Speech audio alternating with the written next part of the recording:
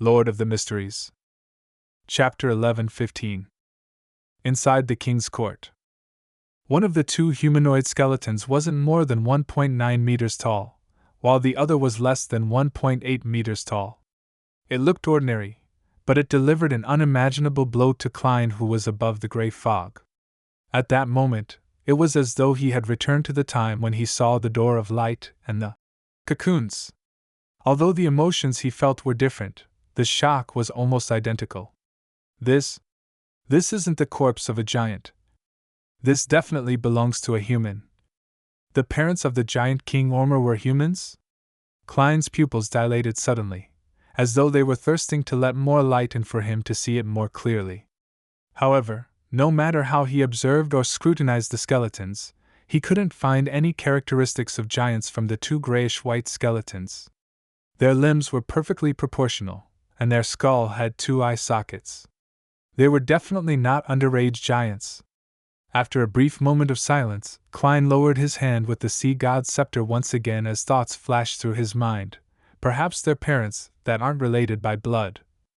Maybe the ancestors of the giants are humans.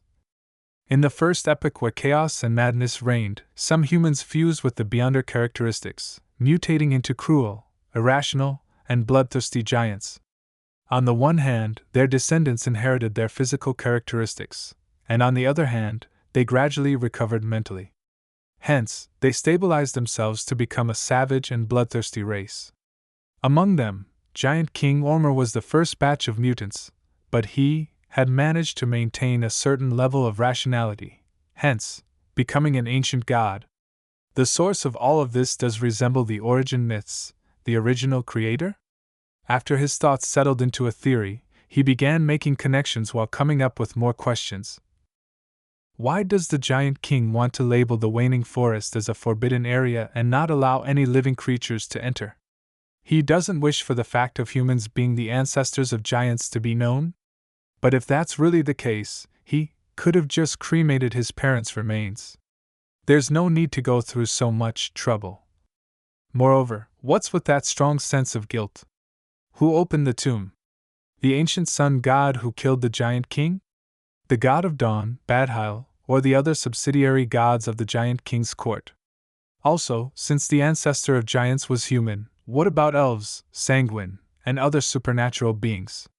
The ancestors of dragons are actually lizards? In the middle of the second epoch, were there factors regarding their different origins that led to the conflict between the different factions of the quasi-human and the mutants?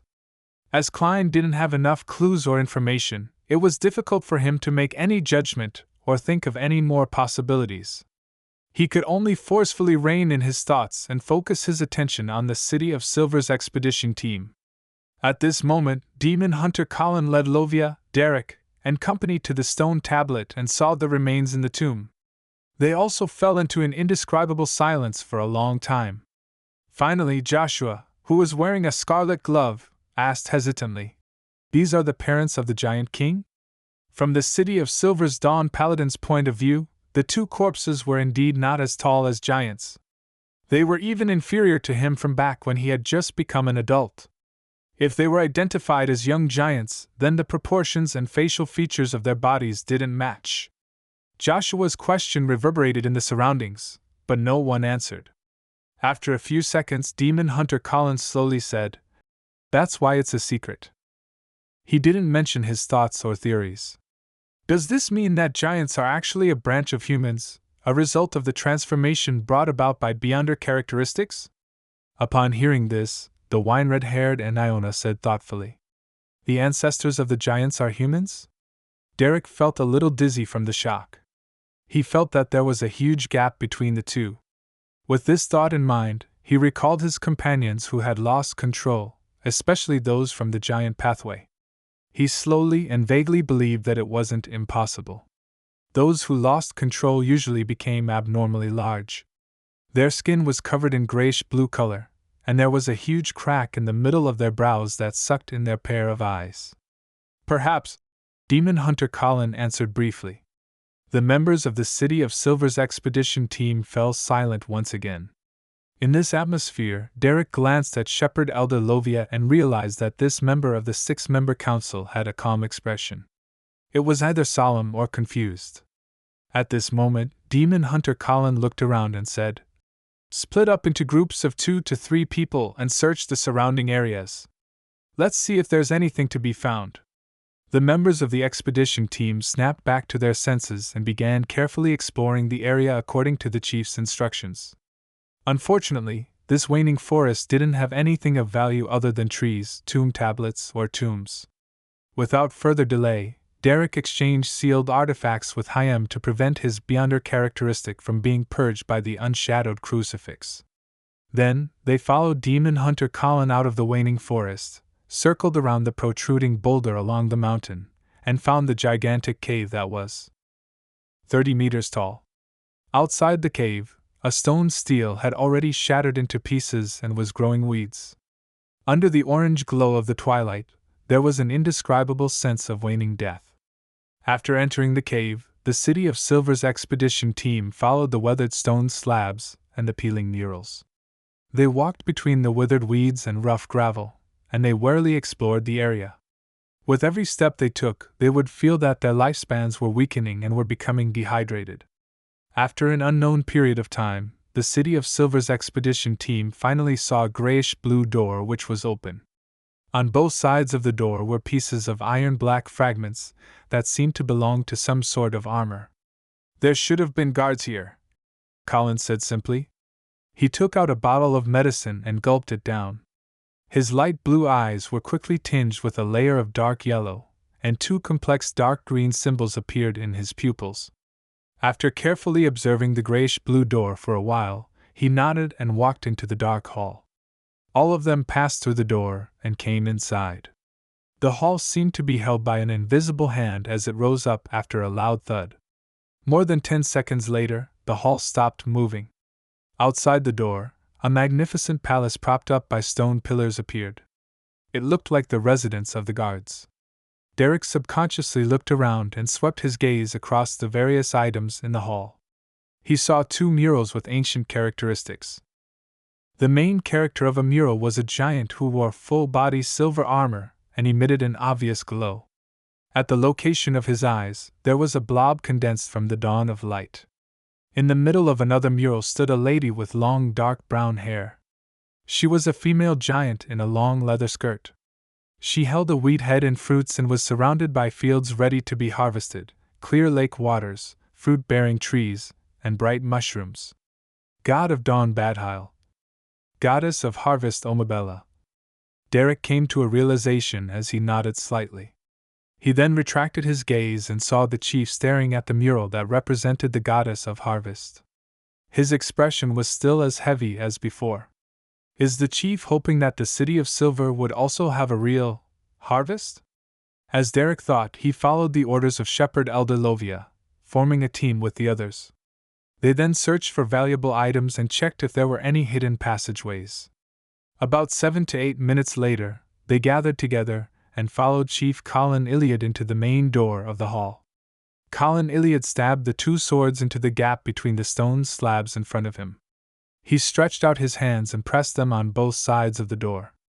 With just a bit of force, it opened its mouth with a heavy rumble. The orange and splendid light of dusk silently shone in, allowing the City of Silver's expedition team to see palaces and the numerous towers that delivered a strong visual impact. The scale, magnificence, and epic feeling of a myth felt more obvious and shocking due to the close proximity between them. Everyone subconsciously held their breaths and forgot about anything else, fully immersing themselves in the scenery. It was the same for Klein above the gray fog. This was the king's court of the giants.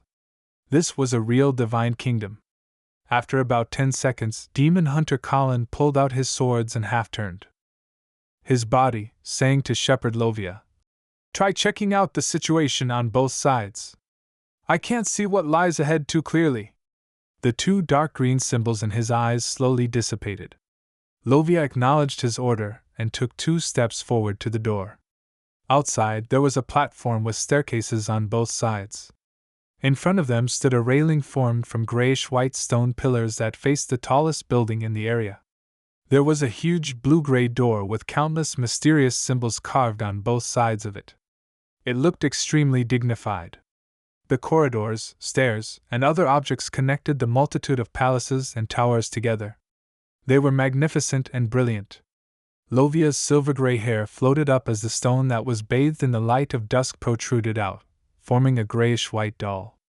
The doll didn't have any spirituality. It was like a strung puppet as it walked to the left.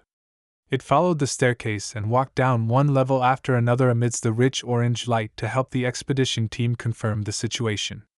Suddenly, its body stopped as fine silver light burst out from within, turning it into countless fragments. Shepherd Lovia wasn't alarmed. She followed the steps from before and created another stone golem, making it head to the right. This time, the stone golem walked to the end of the staircase and stopped at the entrance of the palace below without anything happening along the way. Demon Hunter Colin watched intently the entire time before saying, "Let's go to the right, but we have to be careful as well." Although he didn't find any danger, the fact that he couldn't discern the actual situation using his Beyonder powers meant that there were many problems. With such a reminder, Derek and company became even more and more tense. The groups of 3 began to slowly walk down as they watched each other's backs. As they walked along the high stairs, Joshua, who was wearing a scarlet glove, suddenly heard a series of tapping sounds coming from behind him. It was as if there was a person following them in silence. And at this moment, Shepherd Elder Lovia was to his side. From the corner of his eye, he could tell that the footsteps were definitely not coming from her. A chill ran down Joshua's spine as he hurriedly said in a deep voice, "There are footsteps behind me." Lovia turned her head and allowed the 5-meter-tall silver knight to appear in front of her. It sized up Joshua's back with its scarlet fiery eyes. After a few seconds of silence, the shepherd elder shook her head. "There's nothing there,"